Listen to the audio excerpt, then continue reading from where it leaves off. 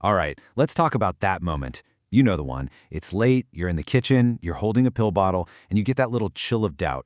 Wait, is this the right one? It's a horrible feeling. So today, we're going to dive into a super practical guide to make sure that never happens again. Think of it like safety engineering, but for your everyday life. I love this quote because it just hits the nail on the head. This is the whole philosophy behind what we're talking about today. See, we're not building some perfect color-coded system for your best self, the one who's always organized and well-rested. No, we're building a system for the real you. The you that's tired, busy, maybe holding a kid, and just needs things to work. And let's be real, right? Those are the moments where a mix-up is most likely to happen. When you've got brain fog, or maybe a kid screaming in the background, or it's just been one of those days, that's when a truly good system shows you what it's made of. So look, the goal here isn't to have a perfectly Instagrammable medicine cabinet. It's about taking the thinking out of it when your brain is already overloaded. We want to build a system that's so solid, so foolproof, that it's actually hard to get it wrong. That's the whole point. Okay, so this brings us to the big question. When you put some kind of tactile cue, a bump dot or a piece of tape on a pill bottle, where do you actually stick it? You've basically got three choices: on the lid, on the side, or on that little sloped part between the side and the lid. We'll call that the shoulder. And trust me, where you put it makes a huge difference. Let's break these down. So, the lid. It's super fast, right? You grab it, you feel the top. You know what it is. The problem? The lid can and will betray you. Lids get swapped between bottles, they get washed, they get dropped. It's just not reliable. Then you've got the sidewall. This is great for your daily meds, but the label can sometimes peel off or get webbed down if it's rattling around in your bag. And finally, the shoulder. It's super durable, great for travel, but not all bottles are shaped the same, so it's not always a consistent spot. So, what's the verdict? If you take away just one thing from this whole section, let it be this. The sidewall is almost always your safest bet. Why? Simple. It's attached to the bottle, not the lid, that can go rogue. It's repeatable, it's consistent, and that's exactly what we're looking for. Okay, so we've decided on the sidewall. But how do we make sure it works perfectly every time? Well, this is the secret sauce. It's not about just sticking a label anywhere. It's about finding what the source material calls your finger landing zone. It's all about your natural grip. Seriously, try this with me right now. Grab a pill bottle, a water bottle, a salt shaker, whatever's nearby. Now, just grab it. Don't overthink it. Just pick it up. Now look where your thumb landed. That spot where the pad of your thumb is naturally resting, that's it. That is your personal finger landing zone. And that is exactly where your main label is going to go every single time. So, why does this work so well? Here's the cool, kind of nerdy reason. You're not just labeling a bottle. You're creating a motor routine. It's just a fancy way of saying you're building muscle memory. And here's the magic. When you're tired or stressed, your muscle memory is way more reliable than your actual memory.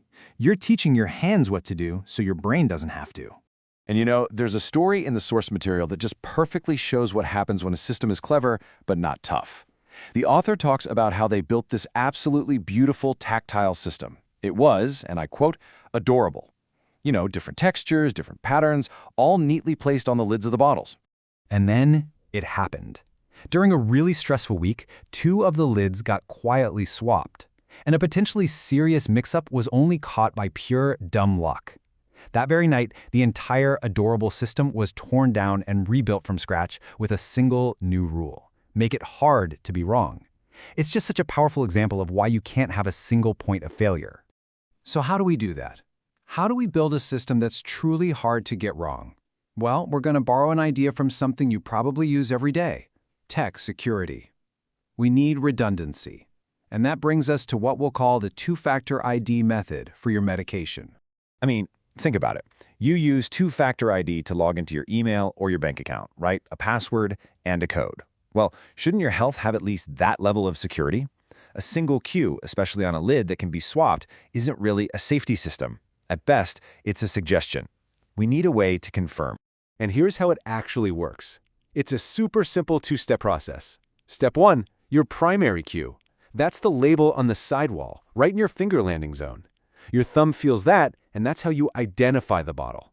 Step 2, your secondary cue. This could be a tiny little bump dot on the shoulder of the bottle. You touch that to confirm your choice. So you identify, and then you confirm. That's it. All right, so we know what to do. Now let's talk about what not to do. These are the common traps that people fall into, systems that seem smart on the surface but can completely fall apart when you're tired or stressed. Number 1. The biggest mistake, putting your cues only on the lid. We've already covered why that's a huge gamble. Number 2. Putting cues on the bottom of the bottle. It's just awkward and slow to check, and the labels wear off fast. Third, don't create what the source calls tactile confetti. Using like 10 different unique textures is just chaos. Your stressed out brain can't deal with that. And last, and this is so important, put the cues where your hand lands, not where they look good. And this one is a big one.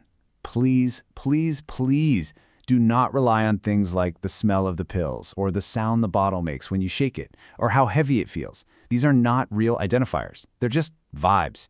And a bottle that's almost empty feels and sounds totally different from one that's full.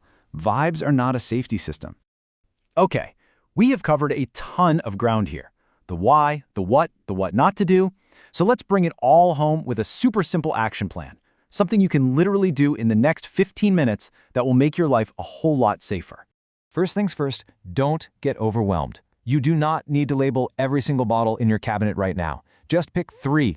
That's it. Your top 3 most important or most frequently used medications. Just start there. It's a quick win and it makes a huge difference. And now, here is the routine that makes this whole system lock into place. It takes, 15 seconds? First, you find the bottle using that primary cue on the side. Second, you confirm it with the secondary cue on the shoulder. Third, you dispense your dose. And finally, this is the crucial part, you reconfirm the cue one last time before putting it back. Find, confirm, dispense, reconfirm. That's the habit. So, I want to leave you with this one last question. Take a hard look at whatever you're doing right now, whether it's a system or just winging it. And ask yourself, is this system built for my perfect, calm, well-rested self? Or is it built for the real you? The one who's tired and busy and maybe a little annoyed at the universe? The one who really, truly deserves a system that's got your back?